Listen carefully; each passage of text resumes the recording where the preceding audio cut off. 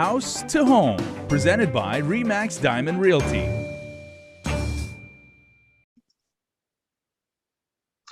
Half a day, everybody. It is Tuesday, which means we are going to talk about real estate, and which means Liz Duenas and Gina Campos from RE/MAX Diamond Realty are here.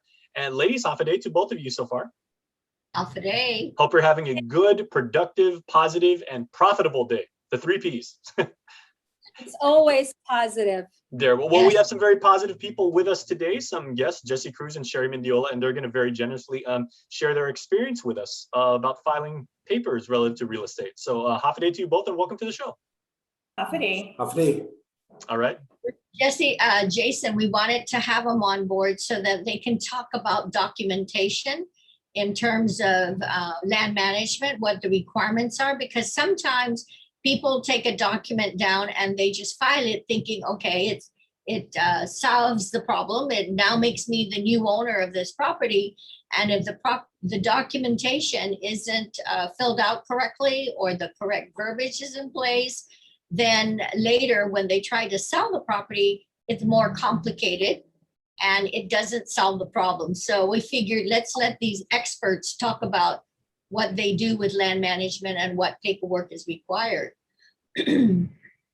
Well, first of all, I'd like to say that when you bring a document down to the Department of Land Management for recording, there's certain criteria that needs to be met, such as it has to be notarized, it has to be properly notarized, excuse me. It also has to have certain information on it, such as a legal description, such as the grantor, grantees' names, and just different criteria. And a lot of people think that just because you can bring something, you bring something down and it can be recorded, that's not necessarily the case.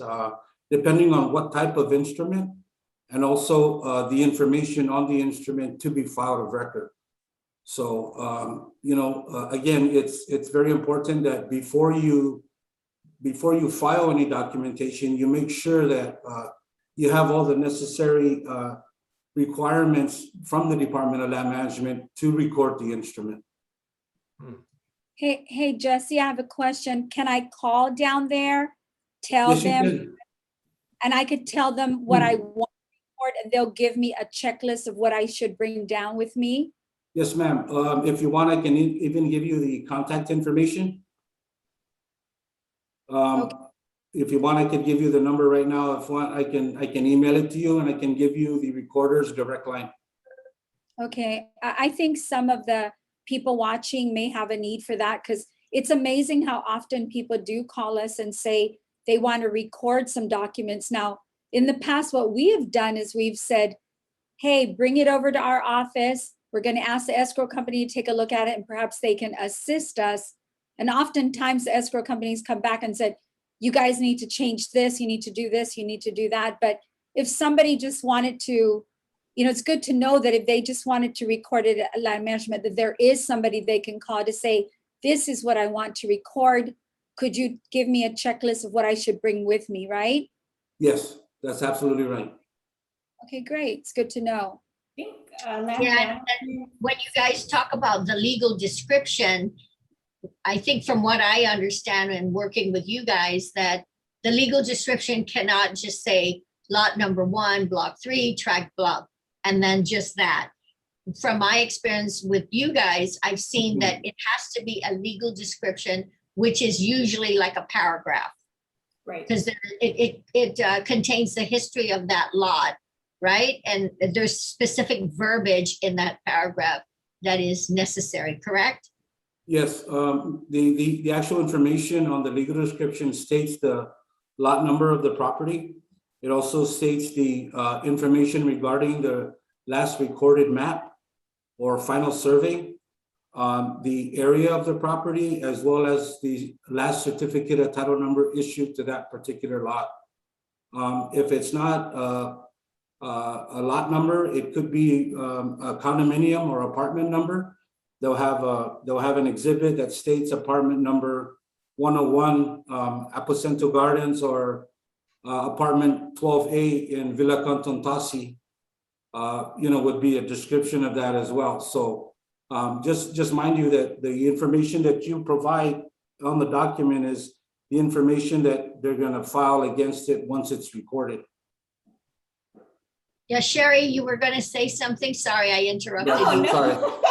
I'm He's sorry. on a roll. Jesse's on a roll. This is his thing. This is his everyday thing. I'm letting him do his thing. But I believe, just to backtrack a little bit, if it's still up, the last time I checked, it wasn't up, but land management does have a website that contains all the criteria necessary to record a document. So that might still be available. I'm not sure. Haven't Well, checked in a while. And Sherry, you guys obviously are in the service industry and you want people to, you know, complete these deals and move on to the next phase in their real estate transactions. So you don't like turning people away, but the nature of this type of paperwork is it's got to be almost, you know, perfectly filled out, and, you know, there's very little wiggle room, right? So what are the most common errors when you see when people try and file if they're forgetting to cross a T or dot an I and everything like that, that forces them to have to come back? The most common error that we see on documents is an incomplete legal description. That's a huge one. They'll come into our office because they don't really know what that means. We've had many individuals come through our office and say, you know, I just went to land management, tried to file this document, but it got rejected because I need a complete legal description. We do provide complete legal descriptions by doing a report on that property, because we're able to get, you know, the map information, the area and CT. And if it's a deed, we also try to make sure that the grantors and grantee, or the grantor on that deed, is the last vested owner. So we've recently had some situations where we've had people come in and they've done a transaction outside of escrow and did their own documents, and it just so happened that the seller was not in fact the seller of the properties. I see. Yikes, yikes. So the past couple of weeks, Gina and I have been talking about probate, giving your property before anything happens. That's why I felt it was appropriate to have them on board, because if I wanted to quit claim deed a piece of property to give it to my kid, one of my kids, you want to make sure the documentation is correct.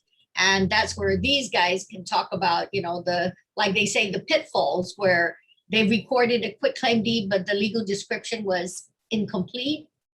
So we go to the experts, we go to the escrow individuals to say, hey, or land management for that matter, just to make sure the proper documentation are in order. Otherwise, it's complicated and a mess later in the future. Okay, now Jesse, we only got about a minute before we have to close the show, but you were talking about the contact information. So would you be good enough to actually give us the contact number here where people can? Yeah, sure. The number for the recorder's office is 649-5263. And if I'm not mistaken, the extension for the recorder is 11, I think it's 114 or 111. And the recorder's name is Joel Atenor Cruz. He'd be glad to assist you. I know Joel, good guy. Yeah, everybody Yes. in land management, you guys are just looking to make this as painless and frictionless for the end user as they can. But obviously, you know, like I said, there are papers that have to be filed in a particular order. So thank you guys for what you're doing for our end. I Oh, yes, wanted ma'am. to point out one Sure. more thing is that, as Sherry puts it, if you record something, make sure it's the right owner that is selling the property. And that's why you go to Jesse and Sherry, where they have to do title research to make sure the person selling the property is the correct person. Otherwise, it's a mess. Aye. Yes, You've ma'am. given money to the wrong person. It happens. Well, you don't want to do that. Okay, well, Gina, I'd like to give you the honor. Do you want to say goodnight and goodbye? Good night, everybody. See you all next week. All right, thanks for watching, everybody. We'll see you next time. Thank you. Okay, goodbye. Thanks, Sherry. Thanks, Jesse. Thanks.